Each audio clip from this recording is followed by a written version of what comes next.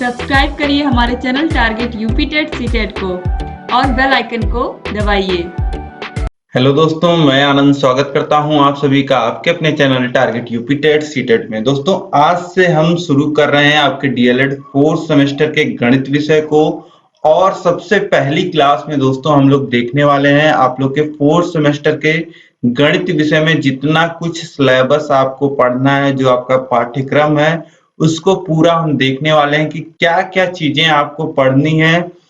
ये पूरे अच्छे से जब आप देख लोगे, समझ लोगे, तो आपको सिलेबस पढ़ने में और आसानी होगी। तो सबसे पहले हम किसी भी विषय को पढ़ना स्टार्ट करते हैं तो सबसे पहले हम लोग देखते हैं कि इस विषय में हमको पढ़ना क्या क्या है। तो आपको 4th सेमेस्टर में क्या क्या चीजें पढ़नी है, ये हम लोग इस वीडियो में डिस्कस करने वाले हैं। और जो नेक्स्ट क्लास आएगी उसमें हम लोग फर्स्ट चैप्टर से स्टार्ट करेंगे आपके सिलेबस को पूरा चैप्टर वाइज डिस्कस करना। ठीक है, तो चलिए हम लोग देखते हैं पहले कि आपके सिलेबस में क्या क्या चीजें आपको पढ़नी है। तो सबसे पहला टॉपिक जो है दोस्तों, वह आपको पढ़ना है करणी, जिसे इंग्लिश में हम लोग सर्ड्स बोलते हैं।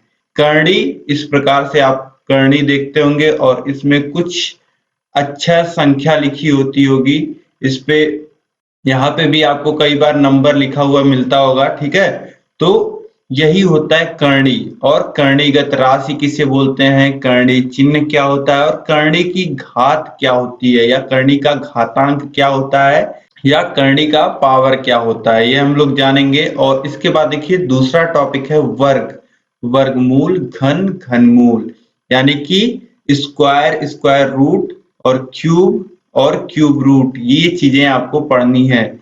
किसी संख्या पे स्क्वायर हो, उस पे करणी लगी हो, या किसी संख्या का क्यूब हो, या किसी संख्या का क्यूब रूट हो रहा हो, तो ये सारी चीजें सेकंड चैप्टर में पढ़नी है। उसके बाद थर्ड चैप्टर आप देखिए, किसी संख्या का वर्गमूल किस प्रकार से निकालते हैं, और दशमलव वाली संख्या का वर्गमूल किस प्रकार से निकाला जाता है, और पूर्ण घन संख्याएं जो होती हैं और जो पूर्ण घन दशमलव संख्याएं होती हैं, इनका घनमूल हम किस प्रकार से निकालते हैं। तो जैसे 8 है तो 8 का घनमूल हम किस प्रकार से निकालेंगे, और मान लेते हैं कहीं पे लिखा है 0.027, तो इसका घनमूल हम किस प्रकार से निकालेंगे, क्यूब रूट किस प्रकार से निकालेंगे, ये सारी चीजें आपको इस चैप्टर में पढ़नी है। अब देखिए इसके बाद नेक्स्ट क्या है, नेक्स्ट जो चैप्टर है वह है प्रोबेबिलिटी से जुड़ा हुआ, मतलब कि प्रायिकता से जुड़ा हुआ। देखिए, किसी सिक्के को उछालने पर चित्त या पट्ट, यानी कि हेड या टेल के ऊपर पड़ने की संभावना का संबोध, यह आपको सीखना है कि क्या संभावना है कि किसी सिक्के को अगर हम उछाल रहे हैं तो ऊपर चित्त आएगा या पट्ट। इसके बाद देखिए छठवां, किसी पासे को उछालने पर किसी एक फलक के ऊपर आने की संभावना। अब आपने लूडो खेला होगा, लूडो में क्या होता है, लूडो में होता है पासा, या फिर जिसे आप लूडो की गिट्टक बोलते हो, तो उसमें 6 फलक होते हैं, आपको पता है 6 फलक होते हैं, उसमें से एक फलक के ऊपर आने की क्या संभावना है, यह हमें देखना होगा। ठीक है, 6 फलक हैं तो एक फलक के आने की संभावना 1/6 होगी। ये सारी चीजें हम डिटेल में पढ़ेंगे, आसान है, आप डरिएगा नहीं। आप लोग मैथ से डरते हैं, कई सारे प्रशिक्षु ऐसे हैं जो मैथ से डरते हैं, जबकि आपके डीएलएड की जो 4th सेमेस्टर की मैथ है वह काफी आसान है। अभी आप आगे देखते जाइए।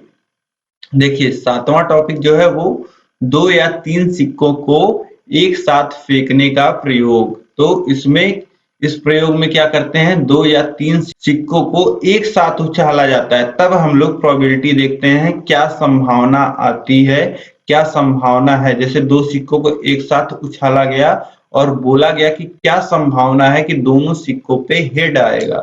तो ऐसे में क्या होता है कि 2 सिक्के हैं तो दोनों को उछाला गया है तो अलग अलग उस पे आएगा। मान लेते हैं कि दोनों पे हेड आ सकता है, दोनों पे टेल आ सकता है, एक पे टेल दूसरे पे हेड, या फिर पहले पे हेड और दूसरे पे टेल आ सकता है। तो इस प्रकार की संभावनाएं बनती हैं, तो ये भी हम देखेंगे इस प्रकार।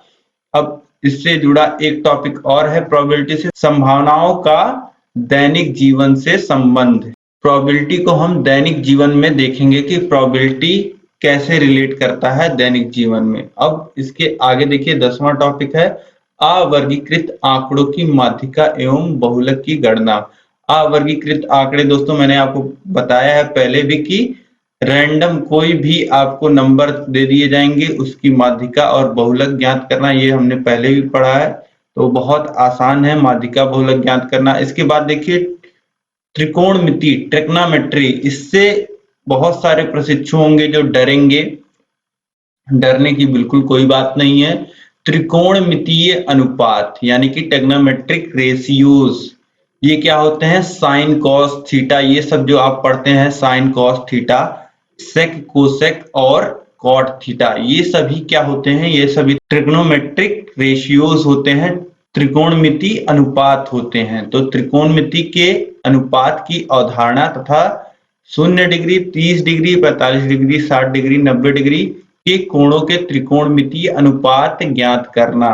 तो ये जो आप लोग याद करते हैं साइन 0 डिग्री की वैल्यू 0, 45 की 1/√2, ये सारी वैल्यूज दोस्तों आपको याद नहीं करनी पड़ेंगी। साइन 90 की वैल्यू 1, इस प्रकार से आपको वैल्यूज याद नहीं करनी पड़ेंगी। मैंने एक वीडियो पहले ही बना रखा है इस पे कि ये सारी वैल्यूज आपको याद ना करनी पड़े। ऊपर आई बटन में, नीचे डिस्क्रिप्शन में मैं आपको लिंक दे दूंगा, या गणित की जो प्लेलिस्ट है उसमें आपको यह वीडियो देखने को मिल जाएगी, ठीक है। तो वैल्यूज आपको याद नहीं करना है, पहले मैंने ट्रिक के माध्यम से पूरा जो ट्रिग्नोमेट्रिक रेशियोज की वैल्यूज होती हैं उसे आपको याद ना करना पड़े, इसके लिए एक वीडियो मैंने बता दिया है ट्रिक के माध्यम से, और आप कभी भूलेंगे भी नहीं, इस तरीके से मैंने आपको बता दिया है, ठीक है। तो वो वीडियो आप लोग देख लीजिएगा। और बाकी त्रिकोणमिति में दोस्तों आपको कहीं दिक्कत नहीं आने वाली है, ठीक है। चाहे आप कला वर्ग से हो या विज्ञान वर्ग से, या फिर आपने अभी तक पढ़ाई इंग्लिश में की हो, आपको कहीं कोई दिक्कत नहीं आने वाली है, ठीक है। और जहां आपको दिक्कत आए, कहीं लैंग्वेज प्रॉब्लम आए या फिर कहीं टॉपिक ना समझ में आए, तो आप लोग मुझे कमेंट करके बताते रहिएगा। इसके बाद देखिए 12 है लंब वृत्तीय बेलन तथा लंब वृत्तीय शंकु की अवधारणा तथा इसका आयतन एवं संपूर्ण पृष्ठ। अब दोस्तों आप जो 2D आकृतियां होती हैं उसमें आप क्षेत्रफल पढ़ते हो, और जो 3D आकृतियां होती हैं उसमें आप क्या पढ़ते हो, आयतन पढ़ते हो, ठीक है। और 3D आकृतियों का जो पृष्ठ होता है, जो सरफेस होता है, उसका हम लोग पृष्ठ भी निकालते हैं। तो दो चीजें यहाँ पे आपको पढ़नी है, एक तो जो लंब वृत्तीय बेलन होता है, जो बेलन होता है, मान लेते हैं एक सिलेंडर है, ठीक है, जैसे गैस वाला सिलेंडर है, तो उसका आयतन और उसका पृष्ठ ये आपको निकालना है। और एक जोकर की टोपी आपने देखी होगी जो बर्थडे में बच्चे पहनते हैं, तो उसका आयतन और उसका पृष्ठ। दोस्तों आप घनाभ का आयतन निकालना जानते होंगे और घनाभ के पृष्ठों को भी जानते होंगे। तो इसी प्रकार से ये सारी आकृतियां जो होती हैं वह आपको थोड़ा सा समझ देती हैं। आप जैसे देखिए सिलेंडर को देखेंगे तो आप में ये सारी चीजें जब आप मैथ पढ़ते हो तो एक समझ डेवलप होती है। जैसे आपने पहले अपने स्केल पे देखा होगा 1 सेंटीमीटर, उसके बाद आपने मीटर कपड़े में देखा होगा 1 मीटर कपड़ा, 2 मीटर कपड़ा, इस प्रकार से, और फिर आपने किलोमीटर देखा होगा, सड़कों को हम लोग किलोमीटर में नापते हैं। तो इस प्रकार से आपके दिमाग में एक व्यवस्था, एक छोटी सी समझ जो डेवलप होती है जब आप अच्छे से किसी टॉपिक को पढ़ते हो। जो जब यहाँ पे आप लोग थोड़ा सा लंबवृत्तीय बेलन यानी कि सिलेंडर और ये लंबवृत्तीय शंकु यानी कि कोण पढ़ लोगे तो इससे थोड़ी सी आपकी जो समझ होती है, जब आप दैनिक जीवन में चीजों को देखते हो तो इससे आपकी समझ दैनिक जीवन में चीजों के प्रति बढ़ जाती है, ठीक है। तो इंटरेस्ट लेके आप लोग पढ़िएगा, आप लोग अच्छे से अपने एग्जाम में क्वेश्चंस भी कर पाएंगे और आप लोग की समझ भी और बढ़िया होगी दैनिक जीवन में। अब इसके बाद देखिए अगला टॉपिक है 13 नंबर, वर्ग समीकरण x² = k के रूप में समीकरण का हल और ax² + bx + c = 0 का हल गुणनखंड विधि से ज्ञात करना। अब यहाँ पे आपको एक द्विघातीय समीकरण दिया गया है, इसका गुणनखंड हम लोग किस प्रकार से करते हैं ये सारी चीजें आपको देखना है, ठीक है। और अगला देखिए, दो अज्ञात राशि वाले रेखीय समीकरण। जैसे दो अज्ञात राशि मतलब कि जैसे लिखा हो 2x + 3y = 6, तो इस प्रकार से आपको जब समीकरण दिया रहेगा तो किस प्रकार से आप x और y की वैल्यू ज्ञात करोगे, यह आपको जानना है। इसके बाद देखिए 15वां है समलंब का क्षेत्रफल। समलंब चतुर्भुज का हम लोग किस प्रकार से क्षेत्रफल निकालते हैं, यह हमें देखना है। यानी कि इंग्लिश में आप लोगों ने पढ़ा होगा ट्रेपीजियम। ट्रेपीजियम का हम लोग किस प्रकार से एरिया निकालते हैं। और इसके बाद देखिए अगला जो टॉपिक रहेगा वह है वृत्त की परिधि।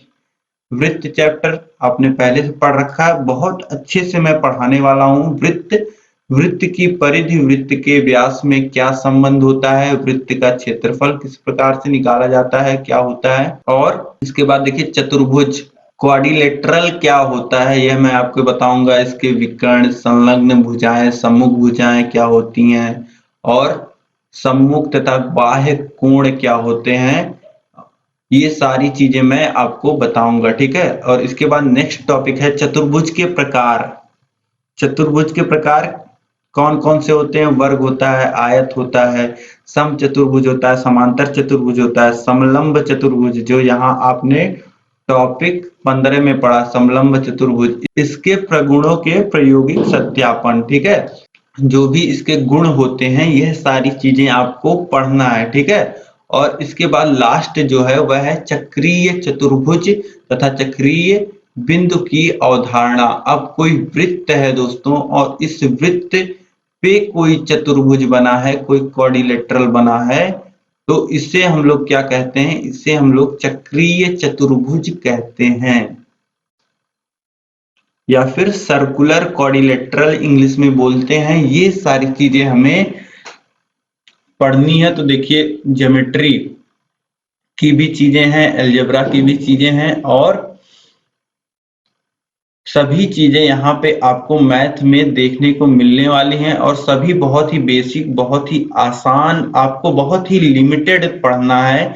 जिस प्रकार से आपको कक्षा 5 तक के बच्चों को पढ़ाने की ट्रेनिंग मिल रही है, उसी हिसाब से आपका सिलेबस भी डिजाइन किया गया है।